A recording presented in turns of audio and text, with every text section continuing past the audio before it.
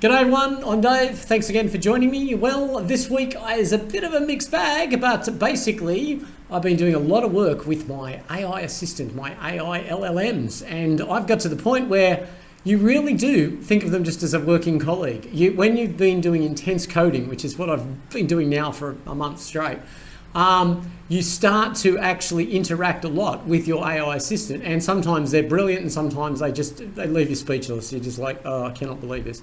Arguing. It is just really like having well, not arguing, but disagreeing, changing this, can you do that this way? Like a true collaborative effort with any person you work with. So that is a really interesting phenomenon, I think, and I think people will find the more they work with the LLMs, you'll find the little nuances and way to change them. So I want to give you a few tips and tricks today as to what I've discovered, because I'm sure a lot of you are doing coding and what I suppose they call vibe coding or whatever. But basically you've got an idea, you want to get it done, you know a bit about coding, you've got a basic knowledge. AI is unbelievable for debugging, it is fantastic. But what I have discovered is a few tips and tricks that I want to share with you. I also want to bring up about the new Perplexity browser and a great interview with Aravind Srinivas, who is the CEO of Perplexity. Matthew Berman, one of my favourite YouTubers, did an interview with him, and some of the things he's got to say. He's a pretty straightforward guy, this CEO. I really like Aravind. I like the way he answers his questions, and he's a no bullshit guy, as we say. So we'll talk a little bit about that. I also want to, maybe if we have time, talk about driverless cars. But anyway, so let's get into it now. So here's a couple of things that I've discovered, which I just think is, you may find interesting, particularly if you're working a lot with your AI and you really are backwards and forwards asking questions and getting things done. And also from a monetary point of view, there's a few tips and tricks here as well. So let's go down here and we'll have a look at what I've been doing. So we'll take this side here, which is char am chai, right? So the coding in this is fairly complicated. It's taken a lot of work to get to this stage, but I want to clone this site. So you would think it'd be easy. Okay, I want to clone this site from one site to another. It's not always that simple, but let's assume that we're heading down that path. So just to show you how this site works, we'll see here we've got the questions that have been asked by people up the top here and some of the latest events, what's going on down here, and then there's an interactive map. So just to show you how it works, let me ask a question here, and I'll ask one that I pretty well know I'll probably get the right answer for. Hey, I'm looking at buying a boat. Where can I go? All right, so it'll go in and it'll search its knowledge base, and then it will search wherever it can to find the answer that we're looking for. And what will happen is you'll find that the question, when it's answered, up here it will show as one of the last questions that were answered. Okay, so inflate your fun. All right, fantastic. It's given the address. Okay, so I'll let that continue on. Now, once that question's finished answering, then what happens is I'll refresh the page here. And we can see here boat supplies. So that was the latest question asked. And over here on the map, it will actually start to fill out the information over here as well. So if I zoom in a bit more, so this function of actually boat supplies. Okay, there we go. So it's put it in there. So if we go down here and we have a look at the layout, that's fine. That's the function. Okay, so let's code it and let's use our friendly LLM to help us. All right, so Calak, which is the site I'm cloning, did a pretty good job first up, okay? But case in point, when I ask the question here, the 5 figures aren't showing up over here, and this looks just slightly different to this, okay? So if we can just see the layout there. So great job at cloning, in all did a good job. But what do they say? 90% of the work is easy, the last 10% is hard, right? So cleaning up the code takes a long time. So for those of you that have actually done a bit of coding with an LLM, you'll discover that there are big variances. So let's jump over to here and we will go and have a look at some of the coding, all right? So what I decided to do was I'd been using ChatGPT for a long time, and I can run a particular function on ChatGPT, right? So back up here for a minute. Okay, so when I run a function on ChatGPT, let's say that's for one part of the code. You can open up another browser version and then go to another part of the code and open up another browser session and go to the other part of the code. The problem is On the $20 a month plan, which I still think is the best value you can get, $20 for the ability to use all the features of OpenAI ChatGPT. Basically, you can run out of your credits pretty quick with your O3 model if you're on that plan, but also I find that it answers a lot slower. So I was, like everybody else, going, oh, really, should I just update to the $200 a month plan? I mean, that's 10x.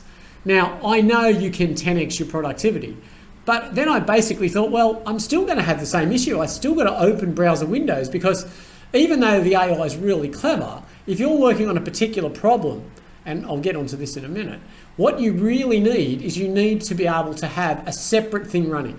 So what I did in my wisdom, or my not wisdom, I decided to use another LLM. Now, I regularly use Perplexity, and I regularly use Claude, and I regularly use DeepSeek. They're all very, very good. And sometimes I'll use Google. In fact, I use Google for imaging and stuff as well. So there's plenty of choice out there for what you can use. But I decided to go for Perplexity because I really do like Aravind. I like what he says. I like his plans. And his LLM is very, very good. And let's have a look at the difference here, right?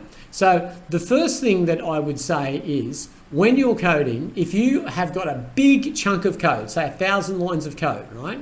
You really don't want to be patching it if you can. You really want an output all the time.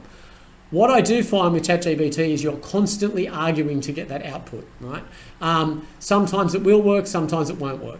I found with Perplexity, so I'll go back down here now. Here I am, back down here. Okay, with Perplexity, when I'm doing coding, I find that it finds the correction. So if I'm looking for a particular thing, like something I wanted to isolate and fix, great for comparing stuff, then it will actually print the full code in one window, very, very easy to cut and paste. Back into your code base, right? So this is about 1,000 lines of code, fair bit of code. You can see there, it keeps going. Now, the one thing I do find is these are little things, that are little annoying things. You've got to scroll to the end of the code before you paste, because it doesn't always finish the code. So that's a trap for young players, as they say. But when you get to the end of the code, you've got to scroll all the way back up again to be able to click copy, right? So that's not productive at all. With OpenAI's model, you can actually just click anywhere to copy, right? So that's one thing that I found. But it is very, very good at doing that. So that's the first tip and trick. The next one is, if we go back over to OpenAI here and we have a look at their code, you'll see how it wants to print the code in chunks for you to copy. See, part 2. It sometimes will print a downloadable file, but it does prefer to do this method, which again is okay. But the problem that you face, and this is where you constantly start to argue with your LLM, is I took a simple piece of code and I said, I want you to create one update and print in full. I did this 3 times. And then what you find is you start arguing with your LLM because it doesn't do the job. So all 3 chunks, here they go. I paste them sequentially. They are exactly like Chai, the full code, nothing new. So then it's not the full code, right? So you've got the original code, and then the code that ChatGPT did. So I like to do this with my LLM. All right, so I put in one code, it's 835 lines, the other's 477. Okay, so how come when you went to reprint this, you only reprinted 477 lines, not 835? I rest my case. All right, so then it goes to the task of printing it out, but you needed to prompt it to do that, okay? Now, the other thing that's really interesting that I recommend you do, I'll go back here again now. What I recommend you do is, when you're doing something complicated, right? So say there's multiple steps, you're trying to patch a program or you're doing whatever, right? This is a really good trick. And I've noticed it with, now I'm actually paying the $20 for Perplexity and the $20 for ChatGPT. I will have both those open. So I go to one and I go, okay, with what you've just done, write me a complete prompt as if I was an LLM, right? This is not rocket science, but basically it then consolidates everything it's done, puts it in. Then you take it to the other LLM and you put that in and you improve upon it and you just keep going backwards and forwards. And eventually you get some really good prompting and some good work, to the point where you basically are creating the ability to get the task done that you've done in the past that has taken a lot of arguing with your LLM.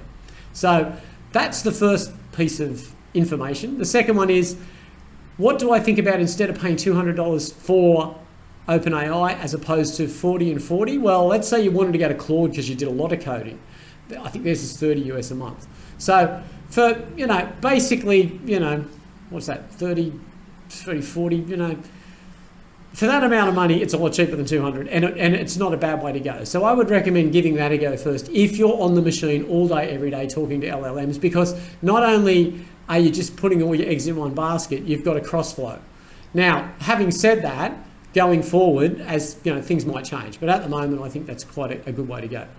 Okay, so the next bit of news that I want to cover is with Perplexity and them launching their new browser. Now, we'll have a quick look at that in a minute, but let's hear some of the things that Aravin's got to say. So we'll go down here now and we'll have a listen to some of the things that he has to say, particularly about what his vision is. So we'll go down here now and put this on. Working on this product, and so we hope that'll be a good barrier to entry in terms of, like, you know, not just launching the first version of the client, but continual upgrades and continually shipping new things and committing to like a decade of work here. Yeah, that's what we They're talking about the new browser. So you're obviously Comet. hyper competitive. I can see that. And then Google is going to continue to add AI features into the browser. OpenAI, I think, is rumored they're maybe launching a browser soon. How do you stay competitive? Like what differentiation do you see as you continue to evolve? I mean, the argument against Google is the same thing that we've had for core Perplexity was the Google, which is economics. If agents are the ones clicking on links, reading through them, and like making like actual purchase decisions for you, and actually doing the purchases for you, like why are like businesses spending that many billions a year on Google AdWords? Exactly. It feels like a complete like failure of the promises you keep to your advertisers, which they're all believing they're getting real human clicks. And a human could just prompt the AI to say, hey, like, you know what, like when you're actually going to Google, ignore all the sponsored links and just click on the real ones. And read all the reviews on like these sites, and go to watch all these YouTube videos, read all the reviews, then click on the best one and buy that stuff for me. And I completely delegated everything to you. Just confirm with me before you buy. If I say this and it spends like 10 or 15 minutes doing this, it's able to stitch together this long horizon task and comes back to me and says, hey, like, yeah, this is what I found and this is what I think caters to you because this is what you like and care about, and I'm going to go ahead and buy it. And like, do you approve it? And it's like, yeah, go ahead. So then why are the other people bidding on this AdWord spending so much money? It's completely pointless for them. They have to spend more on brand advertising more than like performance advertising. Yeah. So that is the killer to Google AdWords business. And then why would they ship this at a crazy pace? If you actually noticed the Google I/O last year, this year, they announced Project Mariner. It's sort of like able to do some of these things, but not entirely. And it's like behind a $250 a month pay plan. Like, it's okay for someone like Perplexity, which is like, an up and coming startup, doesn't have actually the $100 billion cash flow that Google has, to put things behind a $200 a month pay plan. But why is Google doing that? It's because they don't want to sabotage the business, right? They have so much to lose by giving access to everybody to such a technology. Exactly. Okay, so the interesting point about that is that backs up exactly everything I've been saying. It's not about just Google Ads anymore, because it's not just one company now. There's multiple companies that will have agents that will go and do work on your behalf. And that's exactly what you're going to do. You want the truth. The agent is looking for the truth, okay? So you need to own the conversation. You need to be out there about your business and your product. That's exactly what he's saying. You need to build your brand. Don't worry about paying for Google links. They're not going to work anymore, all right? So the change is now upon us. When you've got big companies that are producing, like this company that are going to produce a browser. So let's go down and have just a preview. I'll talk because it's just a silent thing about the browser. Let's get out of here for a minute. Okay, so we'll go into, and we'll just have a look at this, all right? I'll move this up here. So this is just the preview on their browser. Okay, so there's no sound on this. It's just a show. Now, it's a very clever move to create a browser because at the moment, we use Chrome, which is based on Chromium, like most of the browsers are. Even Bing is based on that. But by building your own personalized browser, it brings you a step closer to your own personal AI assistant. And it's a little bit of a crossover between what OpenAI are doing with their ability to be able to use an AI agent, because it is all going to become agentic, right? So you'll download this onto your desktop. Privacy is a great thing as well, because being on your local machine and running on your local machine, you'll actually have the ability, not to necessarily go up in the cloud. So they're very clever. They're going to launch this browser, and what this browser will basically do, it will bring even more people to the way of thinking about AI agents and how we get our information. They've got a voice interaction, and I'm pretty sure their voice interaction will be what I talked about, where you're actually talking and coding at the same time. So yeah, that's interesting. We'll shoot up here and we'll have a listen. He's got another interesting thing to say here. We'll just have a quick listen to this. I'll maximize this. Outside the United States. And then even countries like India, there are people paying for tools like ChatGPT, Perplexity, Cursor, Claude. Claude Code especially is like gaining a lot of traction among people here. I've interviewed like engineering candidates who pay like $1,000 a month for Cursor. Sorry, Claude Code. Yeah. Because it actually gets them so many hours back, and they can go and spend time with their family and kids. Otherwise, it's just sitting and coding on tight deadlines. It doesn't give them the. So if you think your family time is worth that much money, like you're gonna pay for it. Right. That's a good way to frame it. Yeah. Like if you think getting time with your loved ones, or like helping you take one more vacation a year, and then you do well in your job, you get promotions, and like it more than makes up for the investment you put in the AI tools.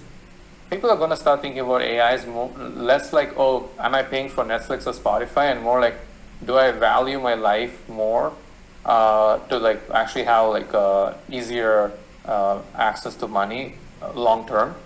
But okay, as I just said to my LLM a while ago, I rest my case. Okay, so what is going to actually happen is, I just gave you a perfect example of that.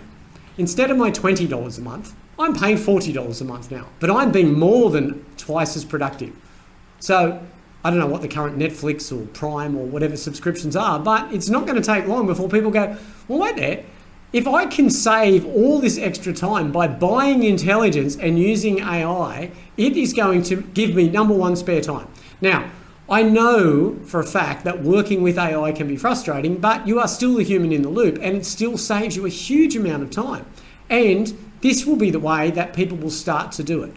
But as I've always said before, it's not just about ChatGPT and asking simple questions. It is really using your AI as a work colleague. So that really makes a massive difference in what you're doing. And as I said, if you can increase your productivity, you have the choice either to be more productive and make even more money, or have more leisure time. And because AI is such a huge jump, I think in my last video I tried to get my hands right, such a huge jump. So instead of the human doing, the computer doing this much and the human doing this much, we flip it on its head.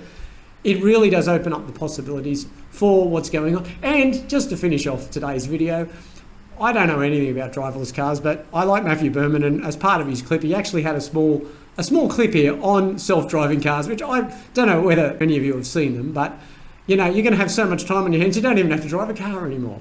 Sense, but hopefully she follows Okay, so we'll have a look at Next, this. Waymo just crossed a major milestone, 100 million rides. Now, during our team's recent trip to San Francisco, we used Waymo all over the city, and it was incredible. In fact, it was surprising with how quickly I got used to and trusted Waymo, even more so than human drivers. The first trip was a little nerve-wracking, but once I saw some of the subtle nuances in its decision-making in day-to-day driving, I was completely blown away. Little decisions like, oh, that car looks like it's gonna pull out of the driveway, so I'm just gonna give it a little bit more space. Or I can't quite see over this hill I'm about to go down, so I'm gonna slow down. And there were so many little decisions like that where it just felt like a human driver on steroids. So congratulations on 100 million rides. I can see a very easy path to getting to 200, 500, and a billion rides. Okay, I'll finish it there. I thought that was really cool. I've never seen a driverless car from the back seat before. I think that is definitely the way we're going. And I suppose when you think of it, it's going to impact everything, because these cars, like all computer networks, talk to each other, so they know exactly where everything is. So if you've got a city full of automated cars, you're virtually going to have zero accidents, because every other car knows exactly what the other car's going to do. So this is the great future we're moving into. All right, well, I'll leave it there for now. Hopefully I've just updated you a little bit on a few things. I'll get back to you again shortly in another video. But yeah, just remember, AI is definitely an emerging technology that you need to understand. Regardless whether you want to adopt it, at some stage you'll have no choice. It's not coming for your job in the next month. You are going to be working with the AI for a long time. I can see it's going to be a process.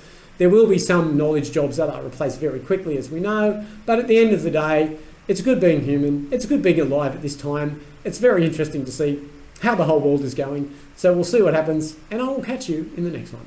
Thanks for your time.